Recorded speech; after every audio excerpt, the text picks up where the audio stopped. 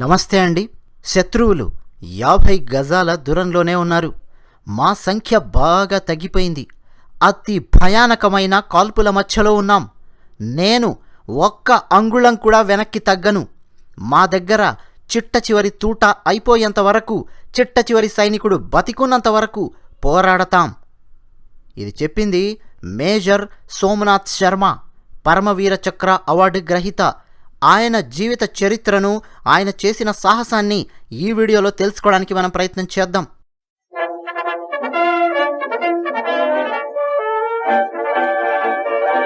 అయితే మీకొక చిన్న విన్నపం. ఈ వీడియో నచ్చితే లైక్ కొట్టండి, నచ్చకపోతే డిస్లైక్ కొట్టండి. మీరు కొట్టే లైకుల వల్ల, డిస్లైకుల వల్ల మాకేం ఎక్స్ట్రా ₹1 రాదు, పోదు. విషయానికి వస్తే అండి, లాస్ట్ మ్యాన్ లాస్ట్ రౌండ్. ఈ వాక్యం భారతదేశ ఆర్మీ చరిత్రలో సువర్ణాక్షరాలతో లిఖించబడినటువంటి వాక్యం. ఈ వాక్యాన్ని చెప్పింది మేజర్ సోమనాథ్ శర్మ. ఈ వాక్యం వెనక ఒక సాహసం ఉంది. ఈ వాక్యం వెనక ఒక ధైర్యం ఉంది. ఈ వాక్యం వెనక గుండె దిటవు ఉంది. ఈ వాక్యం వెనక దేశభక్తి దాగి ఉంది. మరి ఆయన జీవిత చరిత్ర పూర్తిగా తెలుసుకుంటే ఆయన చేసిన సాహసం ఏంటో అర్థం అవుతుంది. ఈ మధ్య మన భారత సైన్యాన్ని తక్కువ చేసేలా ట్వీట్స్ పెడుతున్న ప్రతిపక్ష పార్టీలు, వారి వెనక దాక్కున్న ఎర్రచొక్క పార్టీలు, భారత్కు మన పైనే ఉన్న ఎర్రజెండా దేశానికి మధ్య యుద్ధం గనక వస్తే మనం గెలవలేమేమో అన్న ఆత్మన్యూనత భావాన్ని, అంటే ఇన్ఫీరియారిటీ కాంప్లెక్స్ను కలిగించడం కోసం సోషల్ మీడియాలో ప్రయత్నం చేస్తున్న కొంతమంది అజ్ఞానులు, వీళ్ళందరికీ ఈ వీడియో ఆన్సర్ ఇస్తుంది అని చెప్పి నేను నమ్ముతున్నాను. అంతేకాదు చాలా ప్రశ్నలకు ఈ వీడియో సమాధానాలు ఇస్తుంది. ఈ కథ మొత్తం వింటే ఏ ప్రశ్నలకు సమాధానాలు వస్తాయో అది కూడా నేను చెప్తాను. యుఎస్ఏలో మెడల్ ఆఫ్ ఆనర్ అని చెప్పి ఇస్తారు, సైనికులకిచ్చే అత్యంత ప్రతిష్టాత్మకరమైన వ్యాలర్ గ్యాలంటరీ అవార్డు. అలాగే యునైటెడ్ కింగ్డమ్లో విక్టోరియా క్రాస్ అని చెప్పి ఇస్తారు, అత్యంత ధైర్య సాహసాలు ప్రదర్శించినటువంటి సైనికుడికి. మరి మన దేశంలో పరమవీర చక్ర, అత్యంత ధైర్యాన్ని, సాహసాన్ని ప్రదర్శించిన సైనికులకు ఇచ్చే ఈ గ్యాలంటరీ అవార్డును అందుకోవడం భారతదేశంలో పనిచేస్తున్న ప్రతి సైనికుడి కళ. కానీ అది అంత సులభం కాదు. మరి మొట్టమొదటి పరమవీర చక్ర ఎవరికొచ్చింది? ఆయన ఎవరు? ఆయన దమ్మేంటి? ఒళ్ళు గగ్గురు పొడిచే సాహసం చేసిన మహావీరుడు సోమనాథ్ శర్మ. ఆయన ఆ రోజు ఆ సాహసం చేసి ఉండకపోతే ఈరోజు భారతదేశ పటంలో శ్రీనగర్ ఉండేదా అన్న సందేహం అందరికీ కలుగుతుంది. రండి, సోమనాథ్ శర్మ జీవితం, సాహసం ఏంటో తెలుసుకుందాం. ఈ వీడియో ద్వారా మనము మన భారత సైన్యానికి శాల్యూట్ కొడదాం.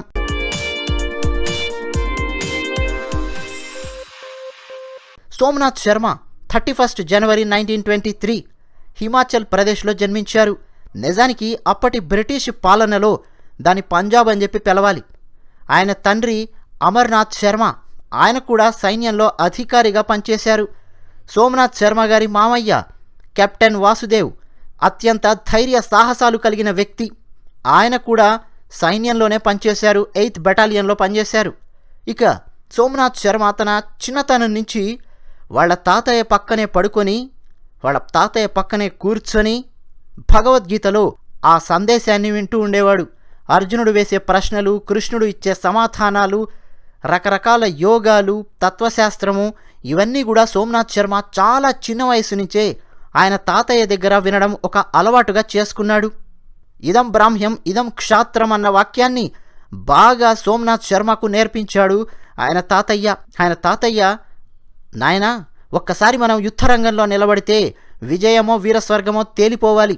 యుద్ధరంగంలో ఉన్నప్పుడు శాంతి గురించి మాట్లాడొద్దు, ప్రశాంతంగా ఉన్నప్పుడు యుద్ధం గురించి మాట్లాడొద్దు. ఇదే భగవద్గీత బోధించే సారాంశం, బాగా గుర్తుపెట్టుకో అని ఇతని తాతయ్య ఈయనకు చిన్నతనం నుంచే బోధించాడు. పెద్దవాళ్ళు ఏదైనా చెప్తే ప్రశాంతంగా వినడం, అర్థం చేసుకోవడం, దేశభక్తి, ఇవన్నీ చిన్ననాటి నుంచే వచ్చాయి.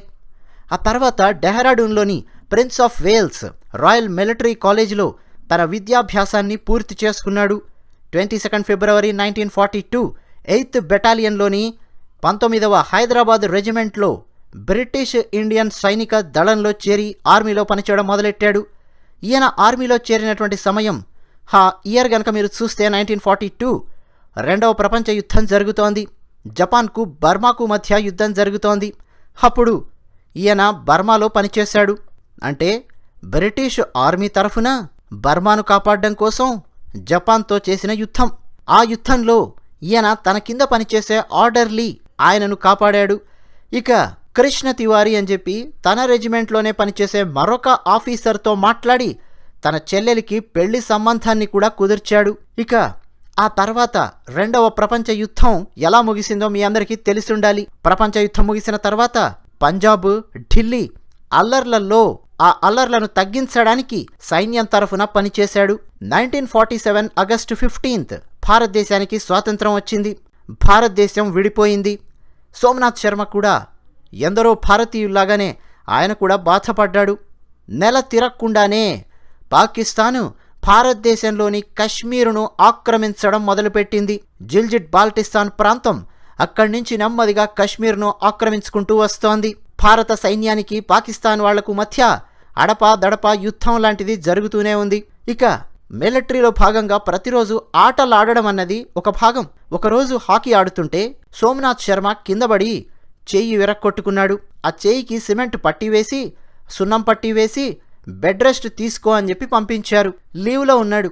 ఇంట్లో తల్లి, చెల్లెళ్ళు, తండ్రి సోమనాథ్ శర్మ దగ్గరకు వచ్చి, ఇన్ని రోజులు బాగా కష్టపడ్డావు, రెండవ ప్రపంచ యుద్ధంలో పనిచేశావు, తర్వాత ఢిల్లీ అల్లర్లు, పంజాబ్ అల్లర్లు, అక్కడికి వెళ్ళి కష్టపడ్డావు, సరే కనీసం ఈ చెయ్యి విరక్కొట్టుకోవడం వల్లనైనా కాస్త రెస్ట్ దొరికింది అనుకో, ఇంట్లో మీ అమ్మ మీ చెల్లెళ్ళు చేసి పెట్టే భోజనం తిను, ప్రశాంతంగా ఇంటి పట్టున ఉండు అని చెప్పాడు తండ్రి. సరేనని చెప్పి తలూపాడు సోమనాథ్ శర్మ. కానీ ప్రతిరోజు రేడియోలో సమాచారం, అలాగే న్యూస్ పేపర్స్ నుంచి సమాచారం వస్తూ ఉండేది. ఏమని? అదిగో పాకిస్తాన్ నుంచి వస్తున్నటువంటి సైన్యం కశ్మీర్లో కొంతమందిని అక్కడ వదిలారు, ఇక్కడ వదిలారు, కశ్మీర్ను అక్కడ ఆక్రమించారు, ఇక్కడ ఆక్రమించారు అని చెప్పి రకరకాల వార్తలు వస్తూ ఉండేవి. సోమనాథ్ శర్మకు అస్సలు రెస్ట్ తీసుకోవాలని అనిపించలేదు. తాను తన రెజిమెంట్కు వెళ్ళాడు. అక్కడ ఒక సమావేశం నడిచింది. ఏం చెప్పారంటే, పాకిస్తాన్ నుంచి పాకిస్తాన్ సైన్యం, దాంతోపాటు పఠానులు, మరికొంతమంది దుండగులు, వీళ్ళందరూ కలిసి భారతదేశంలో కశ్మీర్లో ఉన్నటువంటి శ్రీనగర్ వైపుకు వచ్చి శ్రీనగర్ ఎయిర్పోర్ట్ను ధ్వంసం చెయ్యాలని, శ్రీనగర్ను పట్టుకోవాలని ప్లాన్ చేశారు అని ఆయనకు తన రెజిమెంట్కి వెళ్ళాక తెలిసింది. అంటే భారతదేశానికి సంబంధించిన గూఢచారులు మోసుకొచ్చినటువంటి సమాచారం. కబాలీలు, పఠానులు, పాకిస్తాన్ సైన్యం వీళ్ళందరూ కలిసి కశ్మీరును ఆక్రమించుకోవడం మొదలుపెట్టారు. అందులో భాగంగానే శ్రీనగర్ ఎయిర్పోర్ట్ను గనక పట్టుకుంటే భారతదేశం నుంచి ఫ్లైట్స్ ఏమైనా రావాలన్నా, సైన్యానికి ఏమైనా సామాన్లు కావాలన్నా ఆ ఎయిర్పోర్ట్కే రావాల్సి ఉంటుంది. ఆ ఎయిర్పోర్ట్ను ఇక పట్టుకున్నారంటే, శ్రీనగర్ వాళ్ళ చేతుల్లోకి వెళ్ళిపోయిందంటే దాదాపు కశ్మీరులో 90% వాళ్ళు ఆక్రమించుకోవచ్చు. అది వాళ్ళ ప్లాన్. ఈ ఆలోచనను భారత సైన్యం, భారత గూఢచారులు ముందే కనిపెట్టి ఆ విమానాశ్రయాన్ని కాపాడేందుకు ఎవరిని పంపాలి అని చెప్పి ఆలోచించడం మొదలెట్టారు. అయితే చేయికి దెబ్బ తగిలి ఉండడం వల్ల సోమనాథ్ శర్మను పంపించడానికి ఆయన పై అధికారులెవ్వరూ ఒప్పుకోలేదు. ఈయనను తప్ప ఈయన కింద పనిచేసే ప్రతి సైనికుడిని పంపించడానికి సిద్ధమయ్యారు. కానీ సోమనాథ్ శర్మ తన పై అధికారులను కలిసి మాట్లాడాడు.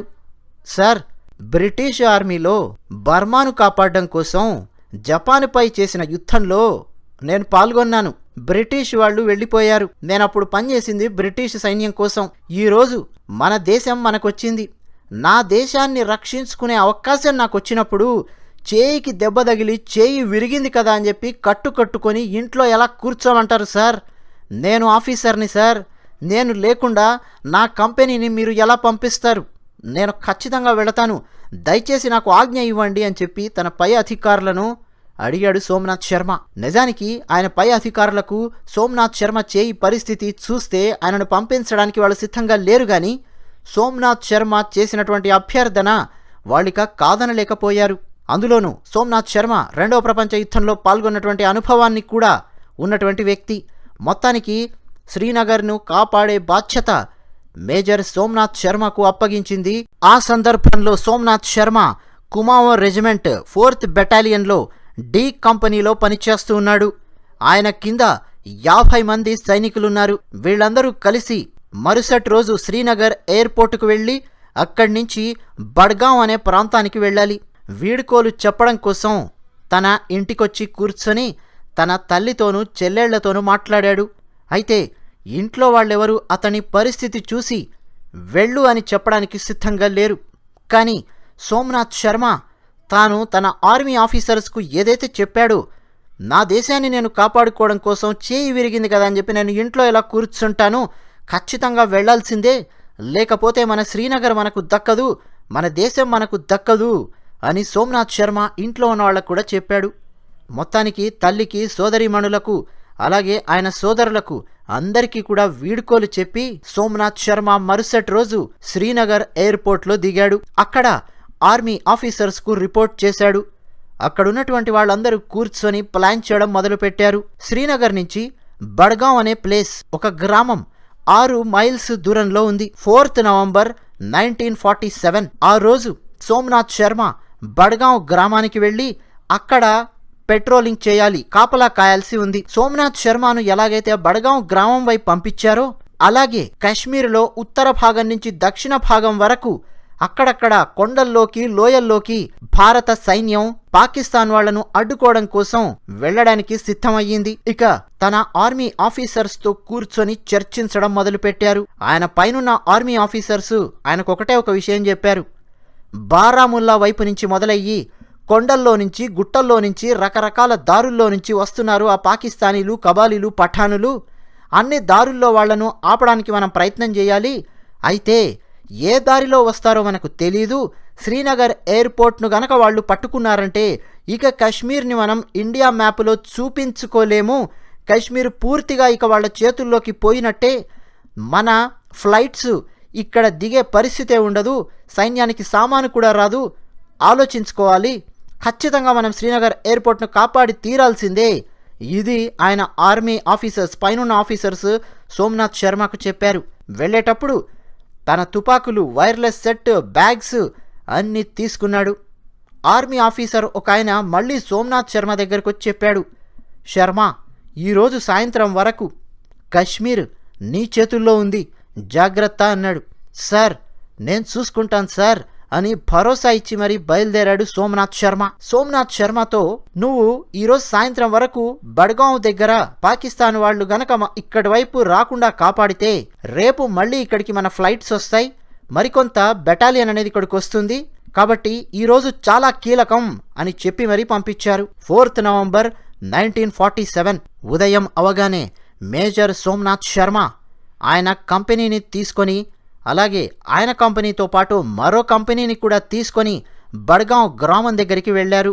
శత్రువులు అక్కడికి గనక వస్తే వాళ్లను ఎదుర్కోవడానికి సిద్ధంగా ఉన్నారు. కంపెనీ సి వాళ్ళు మధ్యాహ్నం దాకా వెయిట్ చేసి ఇక అక్కడికి శత్రువులు వచ్చే అవకాశం లేదు అని చెప్పి బడ్గాం గ్రామం నుంచి మగాం అనే గ్రామం వైపుకు తరలి వెళ్లడం మొదలయ్యింది. సోమనాథ్ శర్మతో పాటు ఉన్న 50 మంది సైనికులు మాత్రమే అక్కడున్నారు. సోమనాథ్ శర్మ అక్కడున్న గ్రామీణులందరినీ తన దగ్గరికి పిలిచి, మీరేం భయపడకండి, మేమొచ్చాం, భారత సైన్యం మీ దగ్గరికి వచ్చింది, మిమ్మల్ని రక్షిస్తుంది అని చెప్పాడు. ఇక అక్కడున్న గ్రామీణులు భయంగా వణుకుతూ, సార్, కబాలీలు, పఠానులు వచ్చి చుట్టుపక్కల ఉన్న గ్రామాల మీద పడుతున్నారని తెలిసింది సార్, భయంగా ఉంది సార్ అన్నారు. మీరెవ్వరూ భయపడొద్దు, ఇది మన భూమి, మన దేశం, మేమొచ్చాం కదా, మీరందరూ ప్రశాంతంగా ఉండండి, మా ప్రాణాలు అడ్డుపెట్టైనా సరే మీ గ్రామాన్ని, మిమ్మల్ని అందరినీ మేము కాపాడతాం అని వాళ్లకు భరోసా ఇచ్చాడు సోమనాథ్ శర్మ. కానీ ఆయనకు తెలియని విషయం ఏంటంటే పాకిస్తాన్ వాళ్ల దుష్టబుద్ధి, గుంటనక్క బుద్ధి ఎలా ఉంటుందో ఆయనకు తెలీదు. ఆల్రెడీ వాళ్ళందరూ ఆ గ్రామం లోపలికి వచ్చేసి ఉన్నారు. ముందు రోజు రాత్రే ఆ గ్రామం మొత్తం శత్రువుల చేతుల్లోనే ఉంది. వాళ్ళందరూ కాశ్మీరీలా డ్రెస్సులు వేసుకొని తిరుగుతూ ఉన్నారు. గ్రామంలో గ్రామీణుల్లాగా కలిసిపోయి తిరుగుతూ ఉన్నారు శత్రువులు. పాపం సోమనాథ్ శర్మకు ఆ విషయం ఇంకా తెలీదు. ఏదో గ్రామీణులు వంట చేసుకుంటున్నారు, తింటున్నారు, వాళ్ళ పనుల్లో వాళ్ళు ఉన్నారులే అని ఆలోచించాడు సోమనాథ్ శర్మ. ఎందుకంటే ఆయన బర్మా వర్సెస్ జపాన్ యుద్ధంలో, 2వ ప్రపంచ యుద్ధంలో పాల్గొన్నప్పుడు చాలా ప్లెయిన్ మైండ్ సెట్తో ఉండేవాళ్ళు. ఇక్కడ కూడా వీళ్ళు అలాగే ఉన్నారని చెప్పి ఆయన నమ్మాడు. ప్రజల్లో శత్రువులు కలిసిపోయి రౌడీల్లాగా, గూండాల్లాగా దొంగదెబ్బ తీస్తారు అన్న విషయాన్ని ఆయన ఊహించలేదు. కానీ పాకిస్తాన్ వాళ్ళు అదే పని చేయడం మొదలెట్టారు. భారతదేశం, పాకిస్తాన్ విడిపోయి 2-3 నెలలే అయింది కదా, అంత దుష్టబుద్ధి, అంత గుంటనక్క బుద్ధి మరి చూపించలేరేమో అనుకున్నాడు సోమనాథ్ శర్మ. అదే ఆ రోజు సమస్యను తెచ్చిపెట్టింది. సోమనాథ్ శర్మతో కలిపి 50 మంది ఉన్నారు. ఇక మారువేషాల్లో అక్కడక్కడే తిరుగుతూ సోమనాథ్ శర్మ బృందం ఏం చేస్తోందో శత్రు సైనికులు గమనించడం మొదలెట్టారు. అయితే ప్రజలందరినీ చూసుకుంటున్న సోమనాథ్ శర్మ గ్రామం ప్రశాంతంగానే ఉంది అన్న భ్రమలో ఉన్నాడు. శత్రువులు అక్కడ గ్రామీణుల్లా తిరుగుతున్నారు అన్న విషయం ఆయన గుర్తుపట్టలేకపోయాడు. 2:35కు ఆయన రిపోర్ట్ చేశాడు తన వైర్లెస్ సెట్తో. సార్, ఇక్కడంతా ప్రశాంతంగానే ఉంది అని చెప్పాడు. అయితే ఆయన వైర్లెస్ సెట్లో రిపోర్ట్ చేసిన ఒకే ఒక్క నిమిషానికి ఆ గ్రామంలో అకస్మాత్తుగా కాల్పులు ప్రారంభమయ్యాయి. గ్రామంలో ఉన్న ఇళ్ల వైపు నుంచి కాల్పులు వస్తున్నాయి. అయితే సోమనాథ్ శర్మ పక్కనున్న సైనికులు ఆ ఇళ్ల వైపుకు కాల్పులు జరపడానికి సిద్ధమైతే వెంటనే సోమనాథ్ శర్మ వాళ్ళందరిని ఆపాడు. వద్దు, ఇళ్ల వైపు మనం కాల్పులు జరిపితే ఆ ఇళ్లల్లో వృద్ధులున్నారు, స్త్రీలున్నారు, పిల్లలుండొచ్చు, వాళ్లకు మన తూటాలు తగిలి వాళ్ళు గనక విగత జీవులైతే అది చాలా పెద్ద తప్పవుతుంది, అలా మనం చేయకూడదు అన్నాడు సోమనాథ్ శర్మ. అయితే పక్కనున్న సైనికులు కొంతమంది అడిగారు, సార్ వాళ్ళందరూ మరి అక్కడ దాక్కొని మన మీద ఈ విధంగా కాల్పులు జరుపుతున్నారు, మరి మనం గనక ఇప్పుడు కాల్పులు జరగకపోతే మనకు సమస్య వస్తుంది కదా అన్నారు. సమస్య వస్తే రాని, వాళ్ళని బయటికి రప్పించి వాళ్ళని ఏం చేయాలో ఆ పని చేద్దాం, అంతే తప్ప ఇళ్ల మీదకి మనం కాల్పులు జరపడం అనేది కరెక్ట్ కాదు అన్నాడు సోమనాథ్ శర్మ. ఎందుకన్నాడు? సోమనాథ్ శర్మ భారతీయుడు. సోమనాథ్ శర్మకు ప్రాణం విలువ తెలుసు. సోమనాథ్ శర్మకు సివిలియన్స్ విలువ తెలుసు. సోమనాథ్ శర్మకు భారత సైన్యం యొక్క మొరాలిటీ అంటే ఏంటో తెలుసు. భారత సైన్యం యొక్క విలువలు అంటే ఏంటో తెలుసు. అది సోమనాథ్ శర్మ చూపించాడు. అప్పుడండి 1947 టైం అది. అప్పటికింకా మనకు పూర్తిగా అవగాహన అనేది రాలేదు. ఆ పక్కన ఉన్నటువంటి ఆ దేశం, మన దాయాది దేశం మన భారతదేశం మీదకి ఏ స్థాయిలో తెగబడుతుంది, ఏ స్థాయిలో దుర్బుద్ధి చూపిస్తుంది అన్న విషయం మీద ఇంకా భారతదేశానికి క్లారిటీ రానటువంటి రోజులవి. అది పరిస్థితి. అయితే కాసేపు అయిన తర్వాత కాల్పులు ఆగిపోయాయి. సోమనాథ్ శర్మ ఆయన సైనికులందరూ పొజిషన్స్ తీసుకొని కూర్చున్నారు. సరిగ్గా 15 నిమిషాల తర్వాత ఇక 4 వైపుల నుంచి శత్రుమూకలు వీళ్లను చుట్టుముట్టి వీళ్ల మీదికి కాల్పులు జరపడం ప్రారంభించారు. వెంటనే సోమనాథ్ శర్మ తన పై అధికారులకు వైర్లెస్ సెట్ ద్వారా రిపోర్ట్ చేసి మేము ఈ గ్రామాన్ని కాపాడతాం అని చెప్పేశాడు. ఇక తన దగ్గర ఉన్నటువంటి 50 మంది సైనికులను విభజించి ఎవరెవరు ఎక్కడెక్కడ ఏ ఏ గుంతల్లో కూర్చోవాలో, ఏ ఏ దిబ్బల మీద ఉండాలో, ఏ ఏ చెట్ల వెనక ఉండాలో, ఎక్కడెక్కడ ఉండాలో మెరుపు వేగంతో నిర్ణయం తీసుకొని వాళ్ళందరినీ అక్కడక్కడ నించోబెట్టాడు, పడుకోబెట్టాడు. ఇక భారత సైన్యం కూడా ఘాత్కు ప్రతిఘాత్ చేయడం మొదలెట్టింది. శత్రు సైనికులు ఒకరు ఇద్దరు కాదు, ఒకవైపు నుంచి 100 మంది, మరోవైపు నుంచి 200 మంది, మరోవైపు నుంచి 150 మంది, ఇంకోవైపు నుంచి 50 మంది, దాదాపు 500 మంది శత్రు సైనికులు. ఆ సైనికుల్లో పాకిస్తాన్ సైన్యము ఉంది, పఠానులు ఉన్నారు, కబాలీలు ఉన్నారు, లష్కరులు ఉన్నారు. అబ్బో, చాలా గుంపులున్నాయి. ఈ 500 మంది ఆయుధాలతో 4 వైపుల నుంచి సోమనాథ్ శర్మ సైన్యం వైపు విరుచుకుపడింది శత్రు సైన్యం. మధ్యలో రేడియో వైర్లెస్లో సమాచారాన్ని అందివ్వడానికి ప్రయత్నం చేస్తూ ఉన్నాడు, పరిస్థితి వివరిస్తున్నాడు. అయితే ఆయనకు రేడియోలో ఆ వైర్లెస్లో సమాధానం ఇస్తూ ఉన్నారు, నువ్వేం చేయదలుచుకుంటే అది చేయి, పూర్తిగా నీకు వదిలేస్తున్నాము, ఏం జరిగినా పెద్ద సమస్య ఏం లేదు, నువ్వు నిర్ణయం తీసుకో, ఇంక అందులో తప్పు పట్టేదేం లేదు, పరిస్థితి మాకు అర్థమైంది అని చెప్పారు. అంటే ఇప్పుడు ఏం చేయొచ్చు సోమనాథ్ శర్మ? అక్కడ 500 మంది ఉన్నారు, ఇంకా ఎంతమంది ఉన్నారో తెలియదు. కొన్ని రిపోర్ట్స్ ప్రకారం అయితే 700 మంది వచ్చారు అని ఉంది. సోమనాథ్ శర్మ ఆ ప్రాంతాన్ని వదిలేసి మిగతా ఎవరైతే మిగిలారో సైనికులు వాళ్ళందరినీ తీసుకొని తన వైపున వాళ్ళు వెనక్కి వచ్చేసేయచ్చు, ఏమీ అనరు. ఇది సారి పరిస్థితి అని చెప్పి రిపోర్ట్ ఇస్తాడు. తర్వాత ఏం చేస్తారు, మళ్ళీ ఆ భూమిని ఆక్యుపై చేసుకోవడానికి ఏదో ప్రయత్నం చేస్తారు, పోరాడతారు, అదంతా తర్వాత జరుగుతుంది. ఆ ప్రాంతాన్ని వదిలేసి వెళ్ళిపోతే సోమనాథ్ శర్మని ఎవరేమీ అనరు, ఆయనే మేజరు, ఆయనకే నిర్ణయం తీసుకో అని చెప్పి వదిలేశారు పూర్తిగా. కానీ సోమనాథ్ శర్మ వెనక్కి వెళ్ళడానికి సిద్ధంగా లేడు. ఎందుకని? భారతీయుడు కాబట్టి, అంతే. భగవద్గీత చదువుకున్నాడు కాబట్టి, చిన్నప్పటి నుంచే భగవద్గీతను ఔపోసన పట్టాడు కాబట్టి. పఠానులు ఒక్కొక్కరు 6 feet అబోవ్, అంటే 6'3", 6'5", 6'6" అలా ఉన్నారు పఠానులు. అయితే సోమనాథ్ శర్మ ఏమీ భయపడలేదు. రండి చూసుకుందాం అనుకున్నాడు. ఏమాత్రం బెంబేలెత్తకుండా, ధైర్యాన్ని కోల్పోకుండా తన సహచరులందరికీ ఆదేశాలిస్తూ అన్ని వైపుల నుంచి వస్తున్న శత్రు సైనికులను దుమ్ము రేపుతూ ఒక్కొక్కరిని కాల్చిపారేయడం మొదలుపెట్టింది భారత సైన్యం. సోమనాథ్ శర్మ అటు ఇటు పరిగెత్తుతూ పాకుతూ అక్కడే ఉన్న తన 50 మంది సైనికులను ఉత్తేజపరుస్తూ వాళ్ళు ఎలా అత్యంత వేగంగా వ్యూహం మార్చాలో తానే వాళ్లకు చెబుతూ వ్యూహాన్ని మార్పిస్తూ సోమనాథ్ శర్మ శత్రు సైనికులందరి మీద పట్టు బిగించడానికి ప్రయత్నం చేశాడు. శత్రువుల సంఖ్య దాదాపు భారత సైనికుల సంఖ్య కంటే 10 రెట్లు ఎక్కువగా ఉంది. ఆ విషయం కూడా సోమనాథ్ శర్మకు తెలుసు. అయితే మధ్యలో ఒకసారి వైర్లెస్లో ఫోన్ చేసి, సార్ ఇంకా అదనపు బలగాలు ఇక్కడ కావాలి అని చెప్పి కోరాడు. చాలా సమయం పడుతుంది అని అక్కడి నుంచి ఇన్ఫర్మేషన్ వచ్చింది. సోమనాథ్ శర్మ ఏమాత్రం భయపడకుండా తన తెలివితేటలన్నింటినీ ఉపయోగించి శత్రు సైనికుల ఆయుధాలు వాళ్ళు ప్రయోగించేలా చేసి వాళ్ళ దగ్గర ఉన్నటువంటి తూటాలు అయిపోయే రకంగా మనం ప్రయత్నం చేయాలి అని చెప్పి ప్లాన్ చేశాడు. అయితే శత్రు సైనికులు మాత్రం ఫుల్ పకడ్బందీ ప్లాన్తో వచ్చారు. వాళ్ళ దగ్గర దాదాపు 2-3 రోజులకు సరిపడా యుద్ధం చేయడానికి కావాల్సిన ఆయుధాలు, మందుగుండు సామాగ్రి అంతా ఉంది. కానీ సోమనాథ్ శర్మ దగ్గర సైన్యమే తక్కువగా ఉంది. అయినా సరే సోమనాథ్ శర్మ ఏమాత్రం బెంబేలెత్తకుండా తన పక్కనున్న సైనికులందరినీ ప్రోత్సహిస్తూ మరోపక్క ఆయన ఎడమ చేయి పనిచేయడం లేదు. అయినా సరే ఒకే ఒక చేత్తో శత్రు సైనికుల మీదికి విరుచుకుపడి కాల్పులు జరుపుతూ, అంతేకాకుండా తన సైన్యంలో ఉన్నటువంటి సైనికులు మధ్యలో సార్ మందుగుండు సామాగ్రి అని అరుస్తుంటే, ఇదిగో స్క్రీన్ మీద కనిపిస్తోంది, మందుగుండు సామాగ్రి తాలూకు పెట్టెలను మోసుకుంటూ వెళ్ళి ఒక్కొక్క సైనికుడికి ఇస్తూ వాళ్ళందరి భుజం తడుతూ శత్రు సైనికులు మనల్ని దాటి యువతలకి రాకుండా మనం ఏం చేయాలో అవన్నీ చేయాలి అని ఉత్సాహపరుస్తూ ఆ విధంగా ఘాత్కు ప్రతిఘాత్ చేయడం మొదలుపెట్టాడు. ఒక్కడే అయినప్పటికీ 50 మందిలాగా కనిపిస్తున్నాడు శత్రు సైనికులకు. ఎక్కడ చూసినా సోమనాథ్ శర్మనే కనిపిస్తున్నాడు. మెరుపు వేగంతో అటు ఇటు పరిగెత్తుతున్నాడు. తన సైన్యంతో మాట్లాడుతూ ఉన్నాడు. ఒక్కొక్కరికి సజెషన్స్ ఇస్తున్నాడు, ఆర్డర్స్ చేస్తూ ఉన్నాడు, వ్యూహాన్ని వివరిస్తూ ఉన్నాడు, వ్యూహాన్ని అద్భుతంగా చాకచక్యంగా మారుస్తూ ఉన్నాడు. శత్రు సైనికులు ఆశ్చర్యపోతున్నారు. పాకుతూ వెళుతున్నాడు, పరిగెత్తుతూ ఉన్నాడు.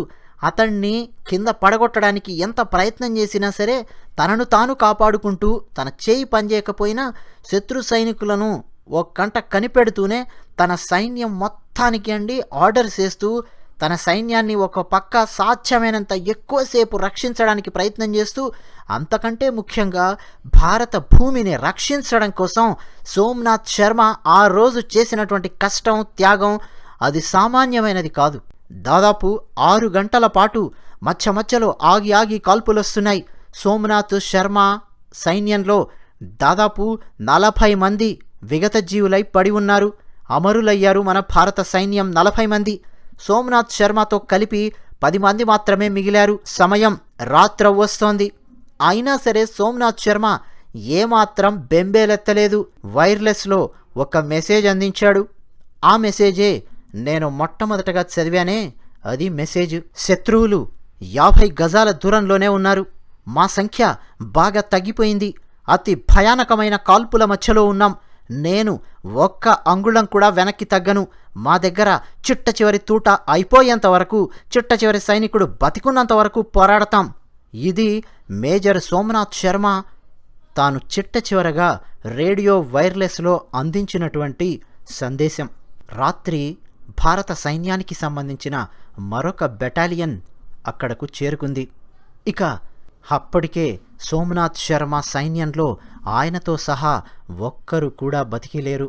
50 మంది భారత సైనికులు అమరులయ్యారు. ఇక 2వ బెటాలియన్ అక్కడికి చేరుకున్న తర్వాత సోమనాథ్ శర్మ సైన్యం చేసినటువంటి ప్రతి దాడి వల్ల శత్రు సైన్యం బెంబేలెత్తి పారిపోయింది. అక్కడికి చేరుకున్న బెటాలియన్ 3 భాగాలుగా తమను తాము విభజించుకొని ఇక ప్రాసెస్ మొదలుపెట్టారు. ఆ ప్రాసెస్ ఏంటంటే, మన సైన్యంలో ఎవరైనా బతికున్నారా చూడ్డం. ఎవరు బతికిలేరు, అందరూ అమరులయ్యారు. అలాగే శత్రు సైన్యం వైపు ఎంతమంది పడి ఉన్నారు, ఎంతమంది పైకి పోయారు అని చెప్పి ఒక ప్రాసెస్ ఉంటుంది మిలిటరీలో. ఆ ప్రాసెస్ ప్రకారం లెక్కబెట్టడం మొదలుపెట్టారు. శత్రు సైన్యం వైపు 200 మంది పైకి పోయారు. చాలామంది గాయపడి పారిపోయారు. మన భారత సైన్యం 50 మంది, అటువైపు 200 మందిని పైకి పంపించి 6 గంటల పాటు అక్కడ యుద్ధం చేసి వాళ్ళందరినీ అక్కడ నిలువరించి శ్రీనగర్ వైపు రాకుండా ఆ స్థాయిలో యుద్ధం చేసింది. ఇక సోమ్నాథ్ శర్మ శరీరం ఎక్కడుంది? అది అసలు సమస్య. మన భారత సైన్యానికి సంబంధించిన అమరవీరులందరినీ ఒక పక్కన చేర్చారు. అయితే సోమ్నాథ్ శర్మ తాలూకు కట్టుకట్టిన చేయి దూరంగా ఒకవైపు పడి ఉంది. ఆ చేయిని తీసుకొచ్చారు. సోమ్నాథ్ శర్మ శరీరం ఎక్కడుంది అని చెప్పి వెతికితే మన సైనికులకు అర్థం కాలేదు. ఆ తర్వాత ఐడెంటిఫికేషన్లో భాగంగా ఒక శరీరం జేబులో చేయి పెట్టి చూస్తే ఆ జేబులో నుంచి భగవద్గీత బయటికొచ్చింది. అది సోమనాథ్ శర్మ శరీరం అదే అన్న విషయం అక్కడున్న సైన్యానికి అర్థమైపోయింది. ఎందుకంటే సోమనాథ్ శర్మ మాత్రమే భగవద్గీతను ఎల్లవేళలా తన దగ్గర ఉంచుకుంటాడు. అంతేకాకుండా సోమనాథ్ శర్మ కాలికి ఆయన ప్యాంటుకు పక్కనే చిరిగిపోయి వేలాడుతున్న ఇదిగో ఈ తోలు పటకా ఉంది. అందులో తుపాకీని పెట్టుకుంటారు. హోల్స్టర్ అని చెప్పి పిలుస్తారు. అది ఆయన సోదరీమణి ప్రేమతో మార్కెట్లో ఎక్కడో కొనుక్కొచ్చి దాని మీద ఆవిడ పేరు ఏదో రాసి కుట్టి మరీ ఆయనకిచ్చింది.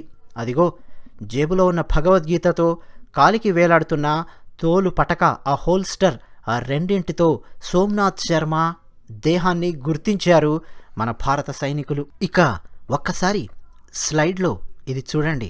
1923లో పుట్టాడు సోమ్నాథ్ శర్మ. 1947లో బడ్గాం పోరాటంలో అమరుడయ్యాడు. ఆయన వయస్సు కేవలం 24 సంవత్సరాలు మాత్రమే.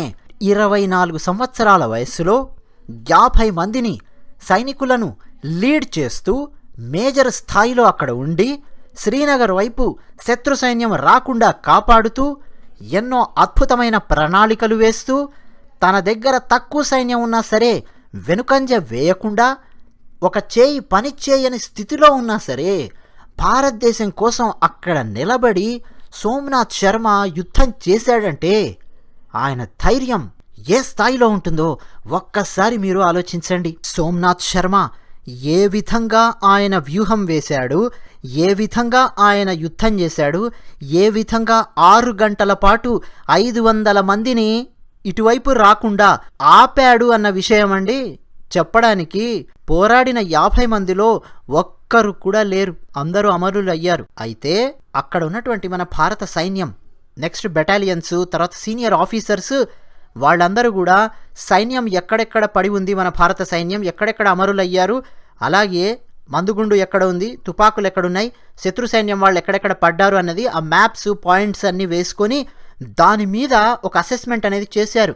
ఓహో, సోమ్నాథ్ శర్మ ఈ స్ట్రాటజీస్ వేశాడు, అందుకే ఈయన 6 గంటల పాటు వాళ్ళను ఆపగలిగాడు, 500 మందిని ఆపగలిగాడు అని చెప్పి అసెస్మెంట్ వేసుకొని ఆ తర్వాత ఆర్మీలో చేరుతున్నటువంటి వాళ్లకు దాన్ని ఒక లెసన్ లాగా చెప్తూ ఉండేవారు. ఇదిగో ఇలా చేశాడు, ఇలా చేశాడు, ధైర్య సాహసాలు కోల్పోవాల్సిన అవసరం లేదు, దానికి ఉదాహరణ సోమ్నాథ్ శర్మ అని చెప్పి చెప్తూ ఉండేవారు. ఇక సోమ్నాథ్ శర్మ ఆయనకు ఇవ్వాల్సినటువంటి పరమవీర చక్రను ఆయన లేరు కాబట్టి, అమరులు అయ్యారు కాబట్టి ఆ పరమవీర చక్ర అవార్డును ఆయన తల్లిదండ్రులు అందుకున్నారు. ఇక్కడ ఒక సందేహం రావాలి. మరి ఆయన కుటుంబ సభ్యులందరూ, ఆయన తండ్రి, ఆయన మామ ఆర్మీలో ఉన్నారు కదా, సోమ్నాథ్ శర్మ 24 ఏళ్లకే పెళ్ళి లేదు, ఏమీ లేదు, ఇలా అమరుడైపోయాడు. మరి తర్వాత ఆయన తమ్ముళ్ళైనా కనీసం ఏ ఇంజనీరింగో లేకపోతే ఏ బిజినెస్సో, ఎంబీఏనో, బ్యాంకు జాబో చేసుకున్నారా అంటే అది కాదు. ఆయన తమ్ముళ్ళిద్దరూ భారత ఆర్మీలో చేరి భారత ఆర్మీకి సర్వీసును అందించారు. ఇదిగో స్క్రీన్ మీద కనిపిస్తున్నారే, ఆయన పేరు విశ్వనాథ శర్మ. 1950లో భారత సైన్యంలో పనిచేసి దాదాపు 1990 దాకా ఆయన పనిచేశారు. 40 సంవత్సరాలు భారత సైన్యంలో ఆఫీసర్గా పనిచేశారు సోమనాథ్ శర్మ సోదరుడు విశ్వనాథ్ శర్మ. అలాగే మరో సోదరుడు సురేంద్రనాథ్ శర్మ, ఆయన కూడా భారత సైన్యానికి ఆయన చేయూతనందించాడు. నేను మొదటే చెప్పాను కదా, తన చెల్లెలికి కృష్ణ తివారీ అనే తన స్నేహితుడు ఆర్మీ ఆఫీసర్తో పెళ్లి సంబంధం కుదిర్చాడు అని. ఆ తర్వాత ఆయన చెల్లెలు కూడా ఆర్మీ ఆఫీసర్నే పెళ్లి చేసుకుంది. ఎవరినైతే అన్నయ్య కుదిర్చాడో సంబంధం ఆ వ్యక్తినే పెళ్లి చేసుకుంది. చెల్లెలు కూడా మా అన్నయ్య ఇలా అయ్యాడు, ఇక ఆర్మీ ఆఫీసర్ను నేను పెళ్లి చేసుకుంటే ఈయన పరిస్థితి ఏమవుతుందో అని చెప్పి ఆలోచించలేదు, ఆ కుటుంబం ఆలోచించలేదు. అది కుటుంబం యొక్క త్యాగం అంటే. అన్నట్టు సోమనాథ్ శర్మ ఏ విధంగా అమరుడయ్యాడో తెలుసా? సోమనాథ్ శర్మ పక్కన వచ్చి ఒక గ్రెనేడ్ పడింది, అది పేలిపోయి సోమనాథ్ శరీరం మొత్తం పేలుడులో ముక్కలైపోయింది. ఈ వీడియో మొత్తం అండి మీరు విశ్లేషిస్తే కొన్ని విషయాలు మీకు అర్థం కావాలి. భగవద్గీత అన్నది ఆయనను ఏ స్థాయిలో జీవితంలో ముందుకు నడిపించిందో ఒక్కసారి ఆలోచించండి. 1 సంవత్సరం క్రితం మన ప్రధాన మీడియా ఛానల్లో, తెలుగు న్యూస్ ఛానల్లో, ఒక ఛానల్లో ఒక 4-5 మహామహా కుహనా మేధావుల్ని కూర్చోబెట్టుకొని భగవద్గీత అదేదో తప్పుడు గ్రంథం అన్నట్టు, భగవద్గీత ఏదో హింసను బోధిస్తుంది అన్నట్టు రకరకాలుగా వ్యాఖ్యలు చేసే పనికి మాలిన సి గ్రేడ్ కుహనా మేధావుల్ని తీసుకొచ్చి ప్రధాన మీడియా ఛానల్లో కూర్చోబెట్టి భారతీయ సనాతన ధర్మాన్ని, భగవద్గీతను తిట్టించే పని చేశారు ఒకానొక ప్రధాన మీడియా ఛానళ్ళ వారు. సోమనాథ్ శర్మ ఆయన జేబులో ఎప్పుడు భగవద్గీత ఉండేది. ఎప్పుడైనా ఆయన సమస్య వచ్చినా, ఎప్పుడైనా ఆయన కాస్త జీవితంలో డౌన్ అయ్యాను అని అనిపించినా, ఎక్కడైనా ఆర్మీలో అలా గుడారంలో పడుకొని చుక్కల్ని చూస్తూ ఉన్న ఈ దేశం గురించి ఆలోచిస్తూ భగవద్గీత చదువుతూ ఉండేవాడు సోమనాథ్ శర్మ. భగవద్గీత ఆయన జీవితంలో ఆయనను ఎలా నిర్దేశించి మరీ పంపించిందో ఒక్కసారి చూడండి.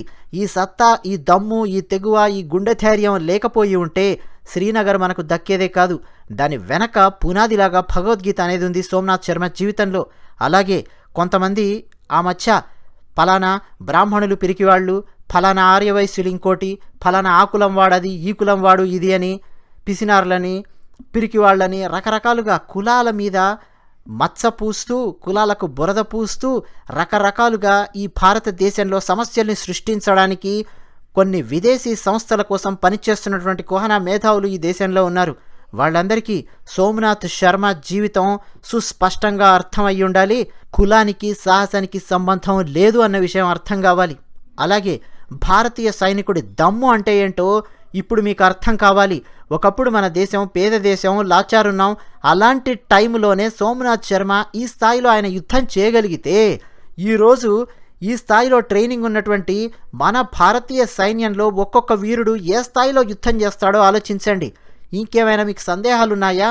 మన భారతదేశ సైన్యానికి, అలాగే మన పైన ఒక ఎర్ర జెండా వాడు, ఎడం వైపు మరొకడు, ఇద్దరు కలిసి మనల్ని గిల్లడానికి ప్రయత్నం చేస్తున్నారే భారతదేశాన్ని, వాళ్లను మడతబెట్టి ఉతికి ఆరేయగలిగే సత్తా భారత సైన్యానికి ఉందా లేదా? ఉంది. అలాగే కుటుంబ విలువలు అంటే ఎలా ఉన్నాయో చూడండి. ఈ మొత్తం కుటుంబం ఆర్మీకి తన జీవితాన్ని త్యాగం చేసింది. నెపోటిజం అనేది ఒకటి మనకి ఈ మధ్య వినిపిస్తూ ఉంది. ఏంటంటే సినిమా రంగంలో కానీ, అలాగే వ్యాపార రంగాలలో తాము ఉన్నారు అంటే తమ వాళ్లను దింపడం, రాజకీయాలలో తామున్నామంటే ఇక తమ పిల్లల్ని రాజకీయాల్లోకి దింపడం, వాళ్ళు నిజంగా పని చేయగలిగే సత్తా ఉన్నవాళ్ళైనా సత్తా లేని వాళ్ళైనా సరే తీసుకొచ్చి కూర్చోబెట్టడం, అది నెపోటిజం అనిపించుకుంటుంది. సమర్థత ఉంటే అది వేరే విషయం. కానీ ఇక్కడ చూడండి, మొత్తం కుటుంబం అండి, తండ్రి నుంచి మొదలెట్టి పిల్లల వరకు నేను త్యాగం చేస్తాను అని చెప్పి ప్రతి ఒక్కరూ ఆర్మీలోకి వెళ్ళి ఆర్మీకి సేవ చేశారంటే ఎంత కమిట్మెంట్ ఉండాలి, ఏ స్థాయిలో త్యాగం చేయగలిగే సత్తా ఉండాలి ఒక కుటుంబానికి. అది సోమనాథ్ శర్మ కుటుంబం అంటే. ఇక పరమవీర చక్ర అవార్డు ఏ స్థాయిలో ధైర్యాన్ని, సాహసాన్ని ప్రదర్శిస్తే లభిస్తుందో అది కూడా మీకు ఈ వీడియో ద్వారా అర్థమయ్యింది అని చెప్పి నేను అనుకుంటున్నాను. మరో వీడియోలో మరొక పరమవీర చక్ర గురించి నేను మాట్లాడబోతున్నాను. ఆ పరమవీర చక్ర 72 గంటలలో 3 సాహసాలు చేసి ఈ భారతదేశంలో ఒక అద్భుతాన్ని సృష్టించాడు, ఒక గొప్ప సాహసం చేశాడు. ఆయన గురించి మనం తర్వాతి వీడియోలో మాట్లాడుకోబోతున్నాం.